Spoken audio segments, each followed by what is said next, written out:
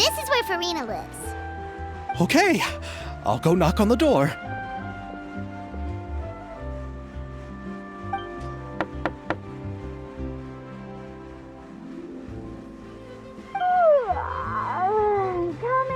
Coming. Ugh, seriously, who's knocking before afternoon tea?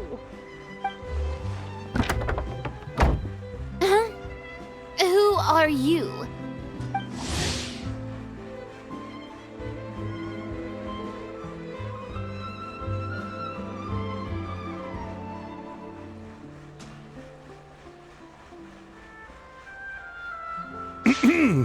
Lady Farina, please allow me to introduce myself. I am Xavier, a film director. Hello. Oh, is that the traveler in Paimon I see behind you? And who's this? I'm Chiori. Ah, the one from Chioria Boutique. Hello. So, what are you all doing here? Do you need something? Did you just get up, Farina? It's already past noon, you know. Huh? Paimon means the weather is so nice in the afternoon and the sun is so warm. Just like how you make us feel. Sleeping in late is a really smart idea. No. I was just up late last night reading some novels. What does sleeping in have to do with the weather? This is a small gift we've prepared for you, Lady Farina. We hope you like it. No need to be so formal. I'm just a regular person like everyone else now. Oh, is this Fontinalia mousse? It's one of my favorites. That's great! So, actually, there's something we need your help with. Given your renowned passion and understanding of drama, I would like to ask that you serve as the director of our film crew. Oh, but didn't you just say that you're a director? Yes, but for this particular project, I'm mainly working as a producer. Besides, I'm sure that your understanding of the performing arts far surpasses my own, Lady Farina. Are the Traveler and Paimon also part of the film crew? Yep, we sure are. Paimon's the clapper loader and he's the camera operator. Camera operator? That can be a pretty technical job, and it directly affects the final quality of the film. Are you really up to it? No, I'm not questioning your abilities. It's just that I've never really seen you use a camera before. Maybe you can come up with a test for the Traveler and see for yourself. If he can satisfy you with his camera skills, then you'd have nothing to worry about and can join the team. What do you say? You sure are getting better at rolling with the situation, Paimon. Oh, I do wish to see how skilled the Traveler really is with a camera. All right, how about this? We'll work with what we have. I'll give you some scenarios and see if your work is up to my standards. Very good. It's essential for the camera operator to understand the director's vision. I'll make my decision after seeing your work. Are you ready? I have high standards, you know. Okay, grab the camera and I'll give you a scenario.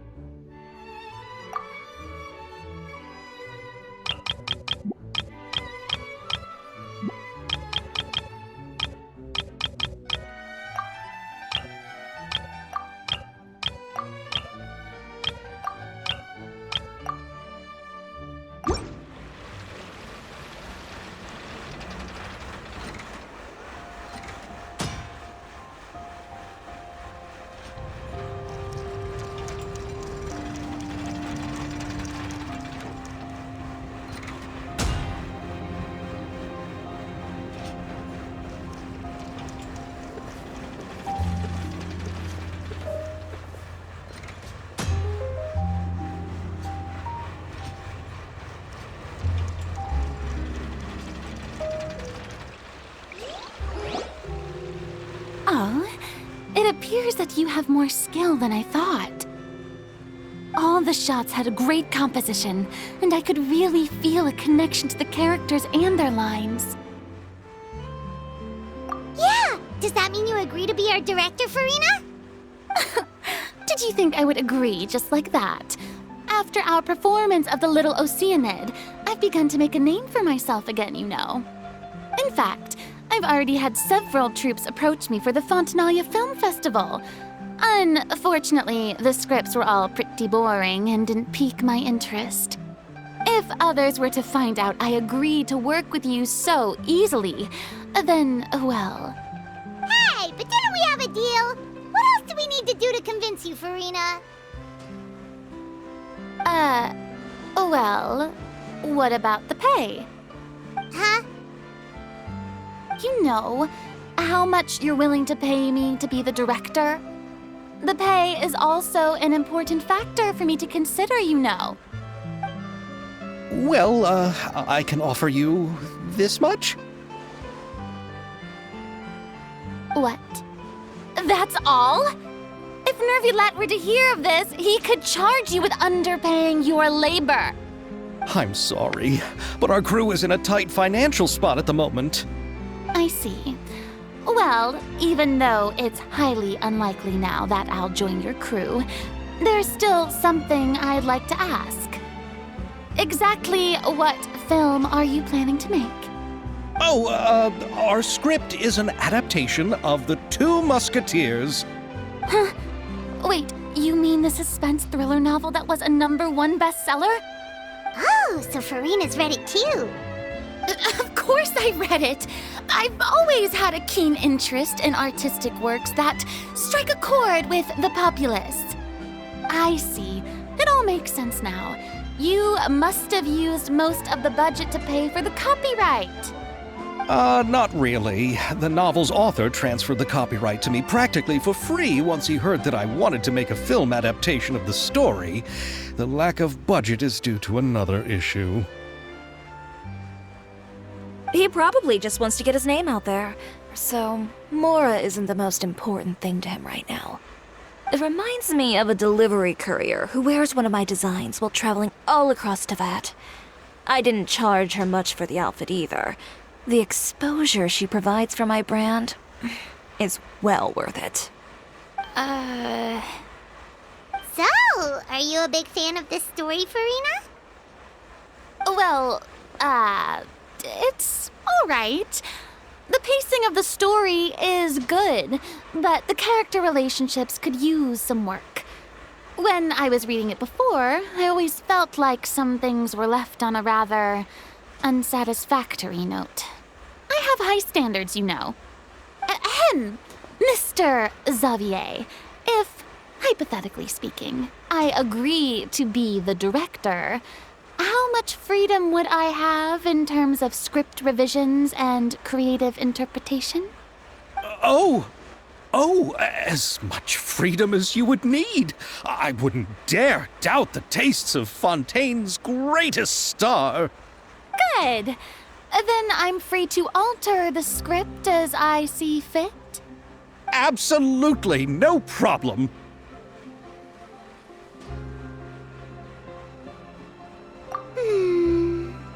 All right. It seems that your crew really can't go on without my care and direction. So, you agree? Yes, I agree. Although the pay is well below what someone of my caliber deserves, a great script calls for a great director. I mustn't let a perfectly good story be ruined due to lack of funds. If you have fine cheese and bread, you wouldn't just let it sit on the counter and get moldy just because you lack an oven, right? Oh, Hydro Archon above! I'm not dreaming, am I? Somebody pinch me. There's no more Hydro Archon, you know. And it's still a little early to celebrate. There's a lot that goes into shooting a film. Although the trickiest tasks of finalizing the script and casting the actors have already been taken care of, we'll still need to reserve filming locations. Not to say set up lighting and props.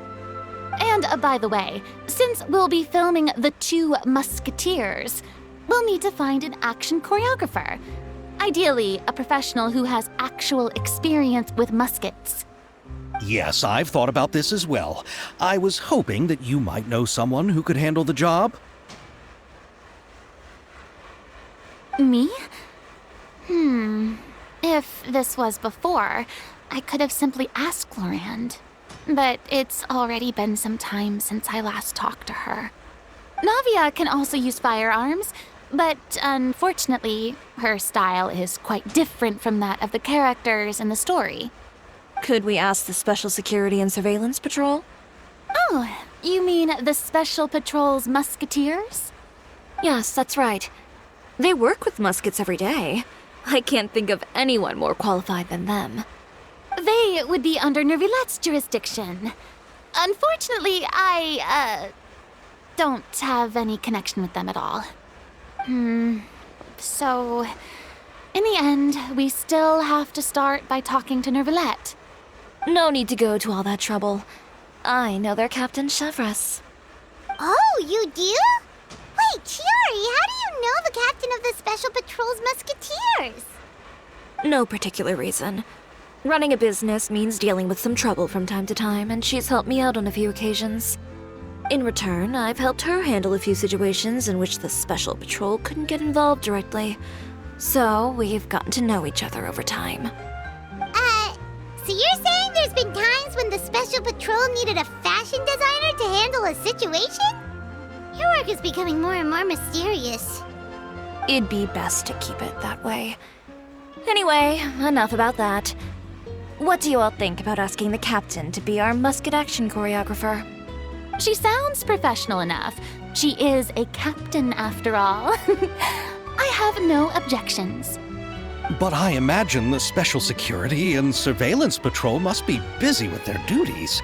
Do you think she'd really have time to help with shooting a film? And then there's the issue of pay. Well, it just so happens that she's also not the kind of person that's just after Mora. As for whether she has time, I'll have to go and ask her first. Then I'll leave that to you. Macaroni's on sale today, so I've got to go. You can just tell me how things went when we discuss tomorrow's plan later. No problem. Having Farina join feels like a big boost to our team. Of course. Just wait until the day of our premiere.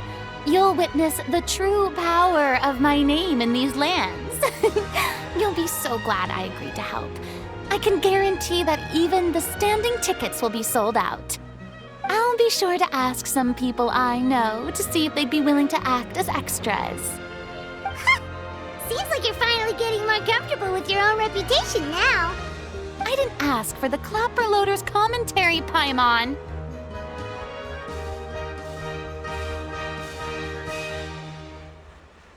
Then let's get going. I happen to know where Chevres is today. By the way, I'm curious. If my pay is so low, then what about our two lead actors? Didn't they travel here all the way from Inazuma?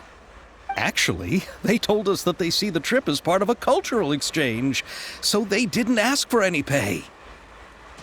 What? So is every person in Tevat who doesn't want money gathered here to shoot this film? Don't tell me Chiori isn't being paid either. I already knew Xavier from before, and he's also agreed to give my brand some good exposure. It seems the gods have really smiled upon you, Xavier. And that certainly doesn't include me, mind you.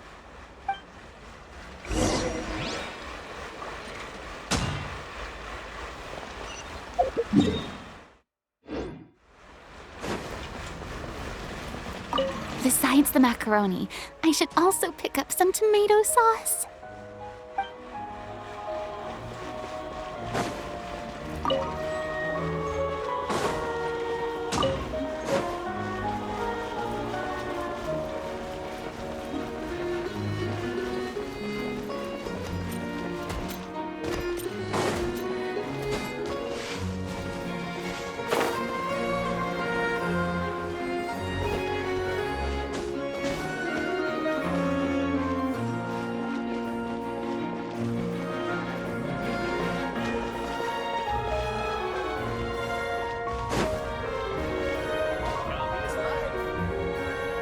Here, Yoimiya. Try some conch madeleine. No, you ordered it, Ayaka, so you should be the first to try. To be honest, I ordered it for you. You're fond of desserts, aren't you? Well, in that case, I guess I shouldn't refuse. Let's try some together. All right.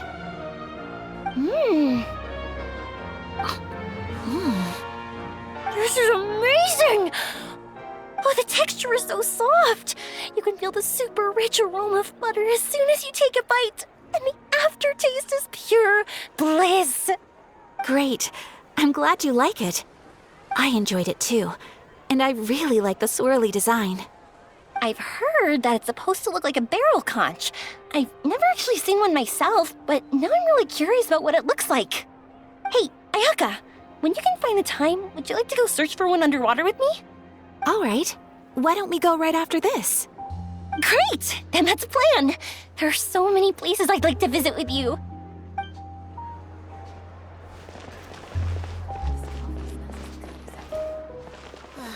The tea here just keeps getting more bitter.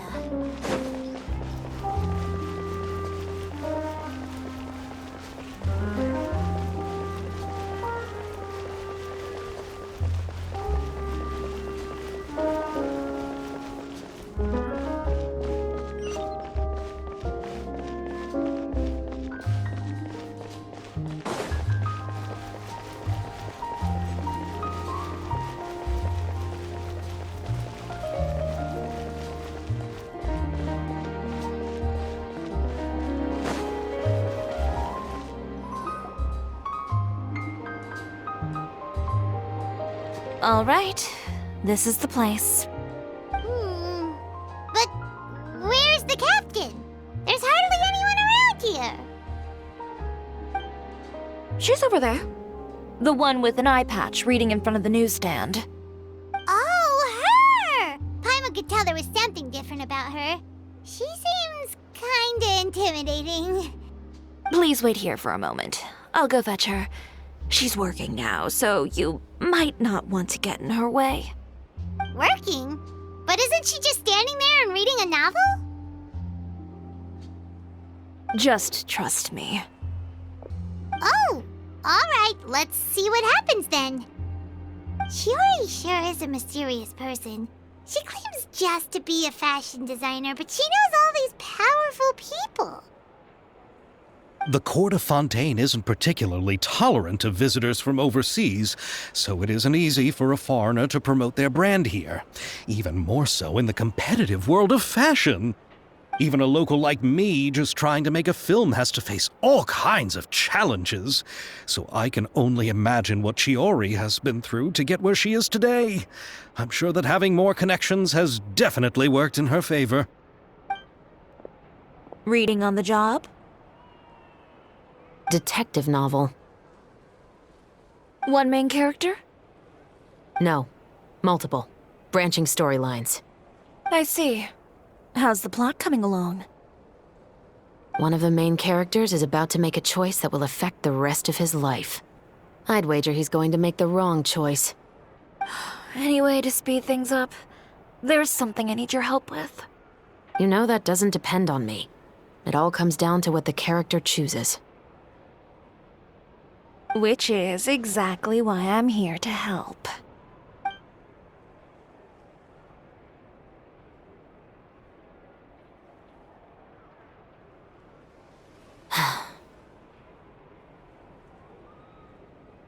All right. It appears he made the wrong choice in the end. Halt! Huh? What's going on? Hand over whatever you're holding. Oh, it's just a book. I didn't buy anything else. Then I'm sure you wouldn't mind letting me have a look. Excuse me, officer. I don't mind you standing around here, not purchasing anything, but I'd prefer if you didn't disturb my customers. It's bad for business, you know. Don't give me that act. You won't be able to get off so easily either. I am Chevret, captain of Fontaine's Special Security and Surveillance Patrol. I will say this one last time. Hand over whatever you're holding at once. And before you do anything unwise, let me remind you that I'll have you on the ground before you can even think about making a run for it. All right.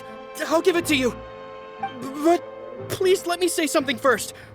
If there's any contraband in that book, then the shopkeeper here is the one who slipped it in.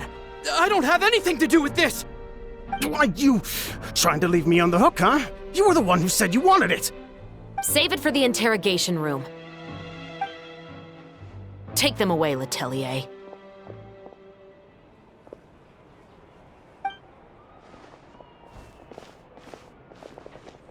What's going on here? 1 second you're reading a book and the next you're escorting people away. And who are... Oh! Aren't you the traveler who's been all over the papers recently? Chiori, I'm assuming what you wanted to ask me about has to do with them, right? Maybe I can let you in on what's happening then. Now that Vacher has been brought to justice, no new shipments of synth will be made and distributed to sellers. The Fontaine guards have been busy collecting the remaining synths still circulating on the market. Thanks to a tip from our reliable source here, this should be the very last batch. Oh, so you were pretending to read a book in order to catch the bad guys.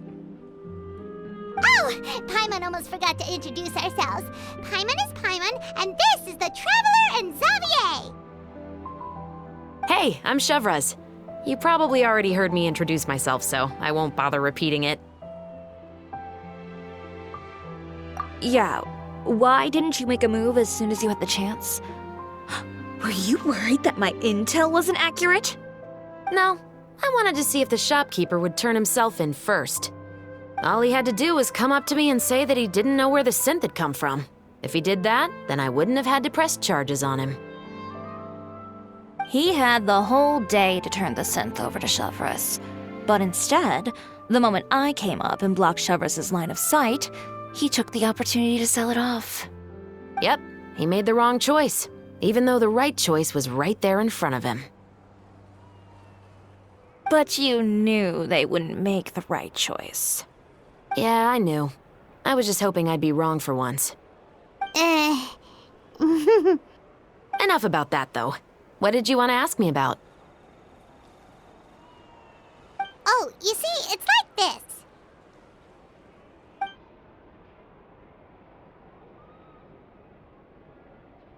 The Two Musketeers. You certainly have a good eye for a story. So what do you need me to do? Just be the action choreographer for the actors? Yes, that's right. I want to make sure we get all the details right. I want the actor's posture and understanding of firearms to be as realistic as possible. However, I'm afraid this work will require a bit of your time, since you'll have to be present whenever we're filming. Also, as for the pay... No need to say any more. I'll join. Huh? Just like that.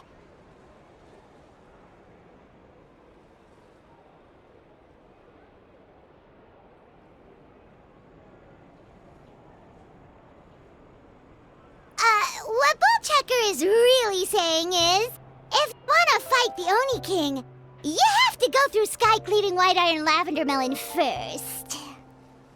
Really? You're willing to help us with our humble film project?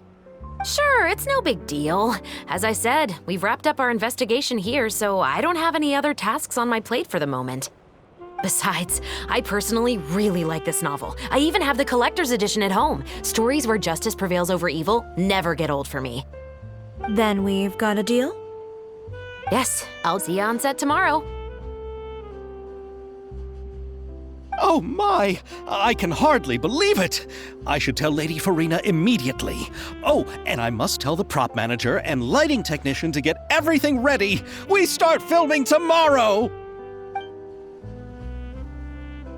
Calm down, Xavier. The film is going to take more than just a day to finish. Still, I should also head back now and start preparing the actors' costumes and makeup. Alright, guess that's it for today then. Traveler, Paimon, please stay for a moment. I have something to tell you. Then I'll take Xavier back. Poor thing. He's so excited that he can't even walk straight anymore. I don't want to spend our first day fishing our producer out of the fountain.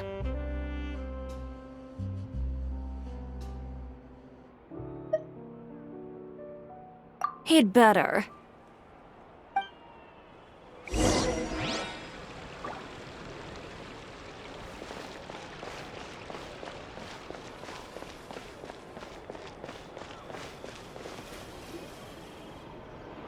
So what did you want to tell us, Chevres?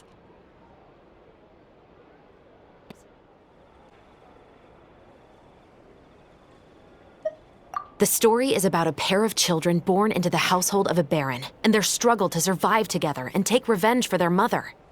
They were raised at the baron's estate, where their mother worked as a maid. The two were illegitimate children that the baron had with the maid, so they were never treated well by anyone. One day, upon returning home, they found their mother had been murdered and left dead on the floor. It was quite evident that the culprits were the other members of the baron's household, who never had any kind words to say to them. However, the baron was able to exert his influence and keep the whole thing under wraps. The mother's death was eventually deemed as a suicide, and there was no chance of bringing her murderers to justice. The two siblings decided to flee and someday avenge their mother. Many years later, members of the baron's family suddenly started turning up dead one after the other, all killed by gunshot. A rainbow rose was found on each of the victims' bodies, being the flower that the kid's mother liked best. The baron believed that the mother's soul had come to take vengeance on him, so he lived in fear each day. But it was actually those two siblings who had fled all those years ago. They relied on each other to survive and trained day and night, eventually becoming adept musketeers. They used all of their abilities to collect evidence and clues before executing their plan and exacting revenge on the baron. Their actions let the truth behind their mother's death be known to all. That's quite an exhilarating story. Yep, the baron got what he deserved for his evil deeds, and justice was able to prevail. It was just the kind of story I enjoy. Oh, so is that why you were so willing to join our crew, Chevres? You could say it was one of the reasons. Oh, you mean there were other reasons too? I've read the reports about you. Whether it was at the trials or when you lent your hand to resolve our nation's crisis, you've shown that you've got a strong sense of justice, as well as a great mind for deductions. Yes, you're as sharp as I expected. It seems you've experienced many similar situations before. There's been a recent murder case involving muskets. The perpetrator's methods appear to be very similar to what is described in the novel. Huh, really? But Paimon didn't see anything about that in today's papers. The Marechaussee Phantom hasn't yet released any information to the public because the investigation is currently at a standstill. The murderer is extremely cautious. A murder involving firearms? But not that many people use those in Fontaine, right? Impossible. We perform a routine inspection of our firearms and ammo reserves every day. If one of the weapons had been fired, it would stick out like a sore thumb. Besides, I trust the members of my platoon. However... Well, that's all I can disclose about the case today. Huh? What do you mean? I hope you all can go back and get some shut-eye. You can decide tomorrow whether or not you'd like to join the investigation with me. I'm aware this might not be the ideal time to add more to your plate, but the more capable people we have, the better the chances that justice will prevail. Carrying out investigations isn't actually supposed to be our responsibility. Our job is to apprehend the perpetrators. Finding them is really up to the Marechaussee Phantom. You could say I'm taking part in the investigation out of personal interest. I don't want people to see muskets in a negative way, and also, I'm concerned about the similarity between the crimes and the story. You mean they might be connected somehow? I suspect so. Just to make myself clear, this is not an order, nor is it a deal of any kind. It's a request, nothing more. If you two have any interest in the case after we finish filming tomorrow and are willing to assist me, then I would be most grateful. What do you think, Traveler? Yeah, you're right. Paimon's getting a little tired, too. We've really been hustling all day. You'd better head back and get some rest. It's good to keep a calm mind, especially when you're about to make an important decision. Otherwise, when the moment comes, you might end up like that shopkeeper and not even realize that the right choice is right there in front of you.